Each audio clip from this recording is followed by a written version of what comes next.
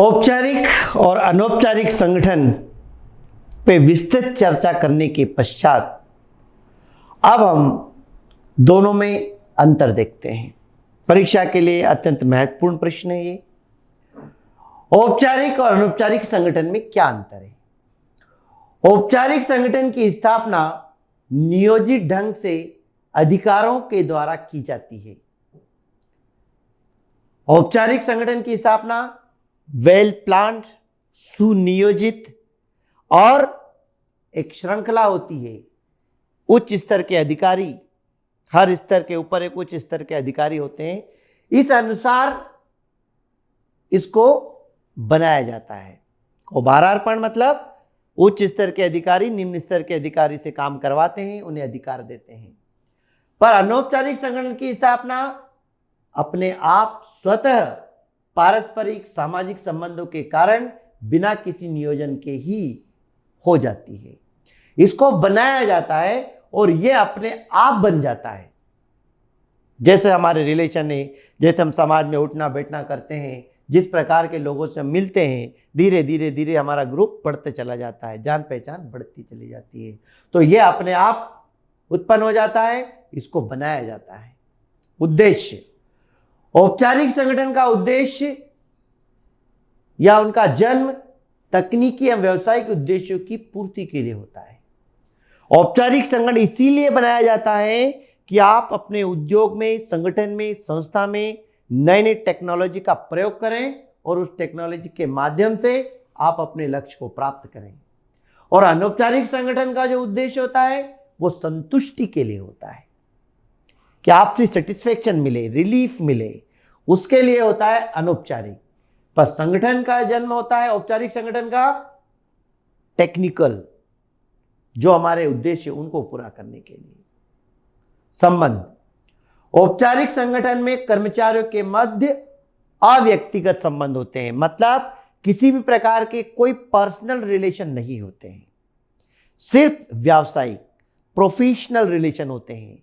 जिस पोस्ट के लिए आप हैं, जो काम आप कर रहे हो, बस उसके अनुसार आपके बीच रिलेशन होंगे, उसी से संबंधित बातें होंगी, अन्य कुछ भी नहीं।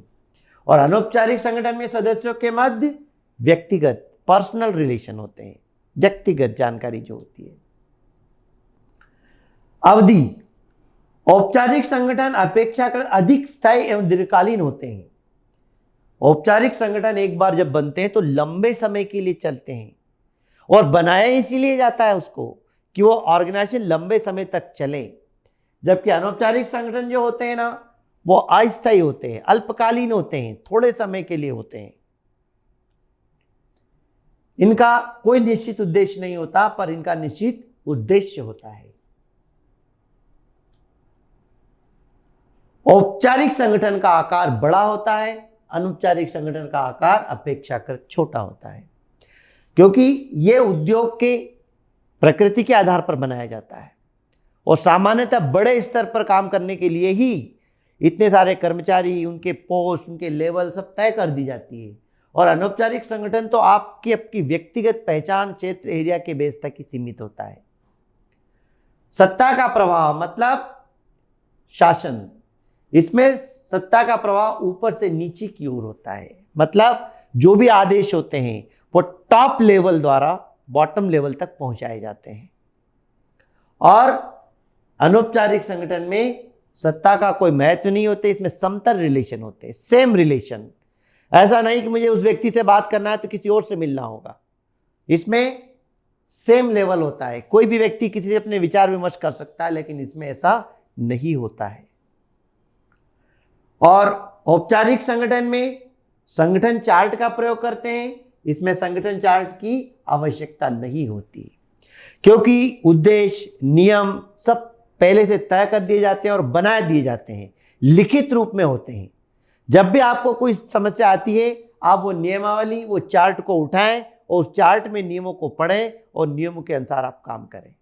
कोई उन नियमों का उल्लंघन करता है तो उसे बता सकते हैं कि ये हमारी नियमावली है, इसके अनुसार आपको काम करना है।